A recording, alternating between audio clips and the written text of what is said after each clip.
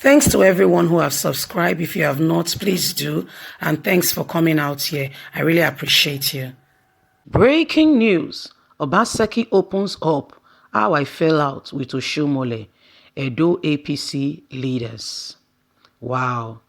Finally, Obaseki is opening up, genuinely speaking to the people, just as at the last lap of the campaign. From today is exactly 13 days to go. No longer 2 weeks, it's days to go to the all-awaited September the 19th election. The ball is almost in the court, and we'll see who has scored a goal, who has made it to become the Edo State governor for the next 4 years to give direction, development, and all that the state needs to become what she ought to be. Well, Governor Gordon Obaseki is speaking to the people heart to heart. This is all that happened, why I was disqualified, why I came into PDP, and this is why I am where I am. All because I want you guys to live a better life. Let's get on to the news and get all the details. Obaseki opens up how I fell out with Oshiomhole and APC leaders. Ahead of the September 19 governorship election in Edo State, the battle for the state is raging. The battle in the main is mainly between Governor Gordon Obaseki and his predecessor, truly, Adams Oshiomhole. Oshiomhole is supporting the candidate of the All Progressive Congress, APC, in the election, Pastor Osage Ize Iyamu, while Obaseki is seeking a re-election under the platform of the People Democratic Party. In this interview, Obaseki opens up on the frown between him and his predecessor and the change at the polls. When I came into office, I had a social contract with my people, and the underlying principle of that contract is to work for them and protect their interests, to put their interests, yearning, aspiration first, unreaded, and focus on my administration. For the past 3 years and 9 months, I had, by the grace of God and the support of my people, done my best to uphold that interest. Consequently, I believe that my people have rallied in a large number to support me, giving me the assurance that they will troop out in masses to re-elect me come September the 19th. The next question he was asked was, when and why did you fall out with Adams Oshiomhole? When I became governor, we had an understanding on how we are going to run the state. We had agreed to put an end to the use of non-state actors in revenue collection. These persons have been harassing women in markets. We had young men who didn't respect the Enojes and Onojes. They took over our land assets and sold the plot to 3 to 5 people. They went about with guns and constituted a nuisance. Some people also came and promised young people jobs abroad, only for the young people to make journey to Europe through Libya and the Mediterranean Sea. The whole place was in chaos radically. Nobody wanted to come back or come down to Edo State to invest. I said, we can't continue this way. We needed to change the status quo.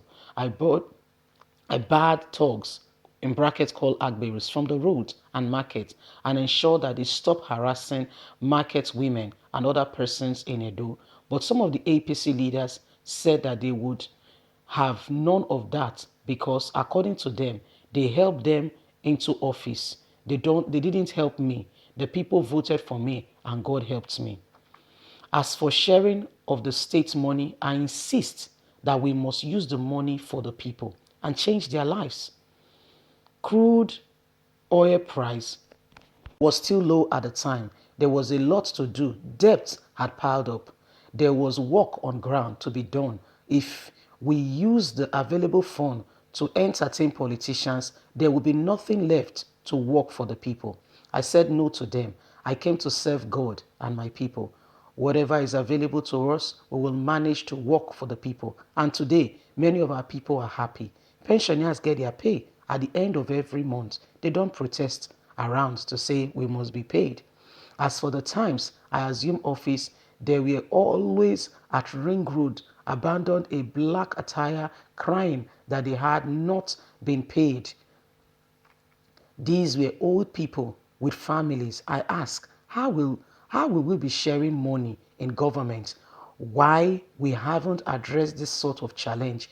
Old men and women were crying on the roundabout of Ring Road, wearing black attire, asking for their money. I came to work for government for 7 years with Oshiomhole. I said this. I didn't see him as my godfather. He helped me just as I helped him. Even before he became governor, I called people, raised money, and helped him to become the governor. Or has he not told you? That relationship is not Godfather, Godson relationship. When I said I wanted to run for office, he recreated and helped me. We moved together to campaign. I took out money and got friends to fund my election. He didn't pick me up from the roadside, gave me clothing and put me in government house. No, that did not happen. That was not the case. From what he did, from the point we came into the national,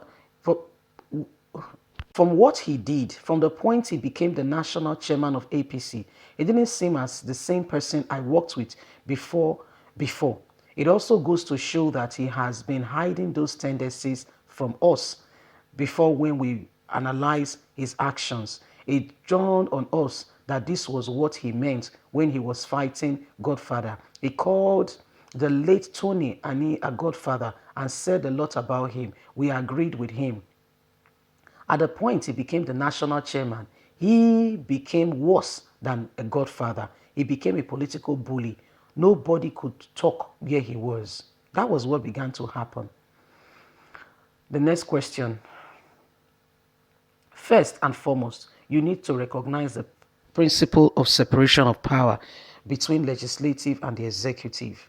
So it is wrong to give the impression that it is the executive that took the decision for the legislative long before these individuals whose seats have been declared vacant made the lawless move to try to sabotage a coup. Lawmakers have long moved their seats to the old legislative chamber as a result of the need to carry out maintenance in the attorney narrow complex. The next question. It was perhaps because of the complex was inactive due to the fact that maintenance was slowly beginning that these individuals tried to carry out the desecration of democracy that would probably be the reason for the legislative acceleration process of removing the place and making sure that they were inaugurated unlawfully in a separate accommodation in Sunwest House.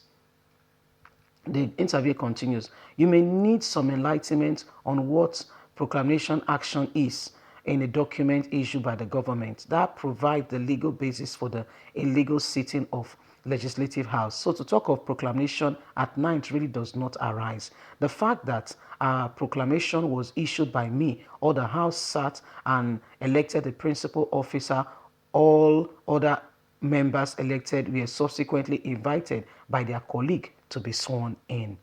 Well,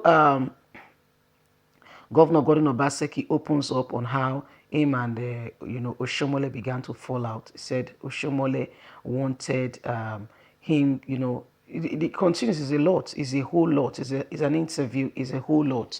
You see, wanted to start controlling, and the true personality of whom Adas Oshiomhole was began to show when he became the national leader. That was what exalted him, and he began to, display another kind of personality. Leave us a comment. Bye for now.